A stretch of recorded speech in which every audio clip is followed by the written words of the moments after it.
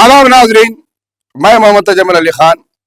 जैसा कि आप जानते हैं कि स्टेट इलेक्शन कमीशन की जानिब से बल्दिया के इंतखाबात का ऐलान जैसे ही किया गया, रियासत के अंदर इंतखाबी तैयारियां शुरू हो गई। नॉमिनेशन पेपर्स दाखिल कर दिए गए।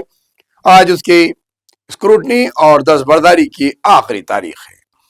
लेकिन दूसरी जानिब जहां तेलंगाना के 122 म्यूनसिपैलिटीज और कॉरपोरेशंस के इंतखाबात की तैयारियां हर सियासी जमात शुरू कर दी है, तो तेलंगाना के इंतखाबात में ऐसा लग रहा है कि सैरुखी मुकाबला नजर आ रहा है। जहां कांग्रेस बरसर इख्तिदार है, बीआरएस दूसरी अपोजिशन जमात बनी हुई है और बीजेपी तीसरे मुकाम पर मौजूद है।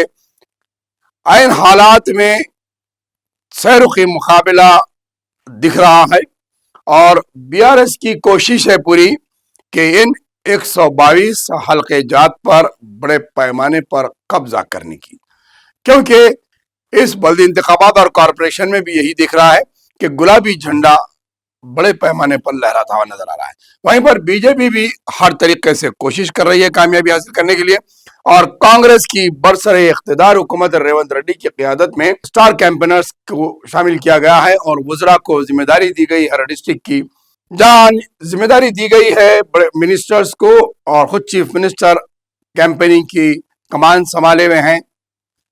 लेकिन तीसरा पहलू इसका सबसे बड़ा अहमियत के हामिल का जो है, तीनों सियासी जमातों की जानिब से जो उम्मीदवारों का इंतखाब किया गया है वो सर्वे रिपोर्ट और जूम के जरिए इंतखाब किया गया है। जमीनी सतह पर काम करने वाले वर्कर्स को नुमाइंदगी नहीं दी गई है। ये खासकर बीआरएस और बीजेपी और कांग्रेस की जमातों में खुलकर ये बात सामने आई है, क्योंकि जिस तरीके से सर्वे रिपोर्ट पर टिकट दिया जा रहा है, इससे बागी उम्मीदवारों की तादाद बढ़ गई है। जो सियासी जमातें इसे बागी उम्मीदवार कहते हैं, लेकिन दर हकीकत में वही उम्मीदवार हकीकत में अवाम की नुमाइंदगी करने वाले और अवाम के दरमियान में रहने वाले, उनका दुख दर्द समझने वाले और मसाइल को हल करवाने की सलाहियत रखने वाले उम्मीदवार हैं, लेकिन उन्हें नजरअंदाज कर दिया गया है और सर्वे रिपोर्ट की बुनियाद पर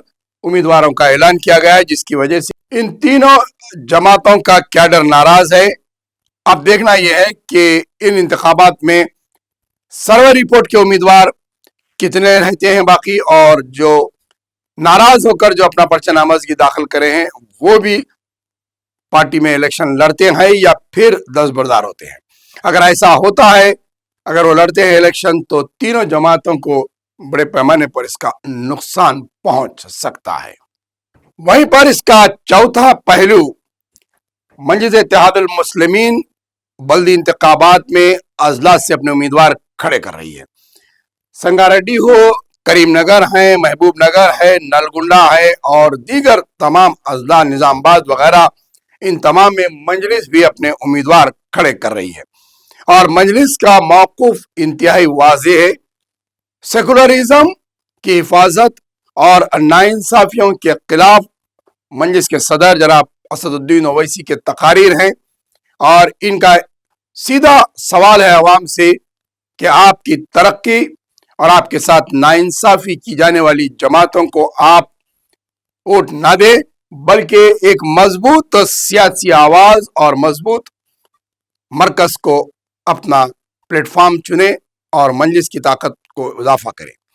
उन्होंने सीधे तरीके से अवामी तरक्की, अवामी डेवलपमेंट और नाइंसाफियों के खिलाफ अपना वोट मांगा है।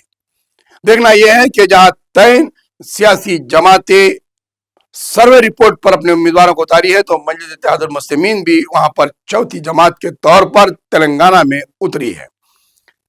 अगर मजलिस का बिहार और महाराष्ट्र के रज़ाए नताइज को देखें, तो तेलंगाना में भी बड़े पैमाने पर कामयाबी हासिल होने के आसार नजर आ रहे हैं, क्योंकि अजला में सालों से मजलिस का कैडर काम कर रहा है।